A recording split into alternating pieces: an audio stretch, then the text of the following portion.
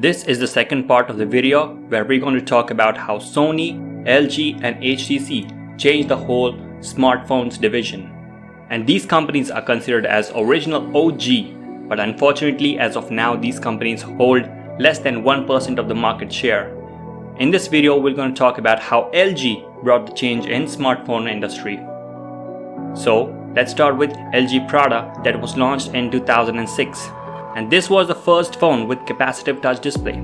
If you don't know what capacitive touch display is, this is the display that works only with your fingers. Next up, the LG Optimus 2X that was launched in 2010. And this was the first phone with dual core processor and first phone to record 1080p. Earlier, the dual core processors were only used in computers and laptops. Next up, the LG Optimus 3D that was launched in 2011, and this was the first phone with dual camera on the back. I don't know why people give credit to the Apple to bring the first phone with dual camera on the back, but LG was the first company to do that. Next up, the LG Optimus 4X that was launched in 2012, and this was the first phone with octa-core processor. Next up, the LG G2 that was launched in 2013. This was the first phone having the feature of double tap, where you wake or sleep your phone. Next up, the LG G3 that was launched in 2014, and this was the first phone with Quad HD display. This was the first time when any company pushed their resolution beyond Full HD 1080p. Next up, the LG V10 that was launched in 2015. And this was the first phone with dual display. Now you might be wondering where the second display is.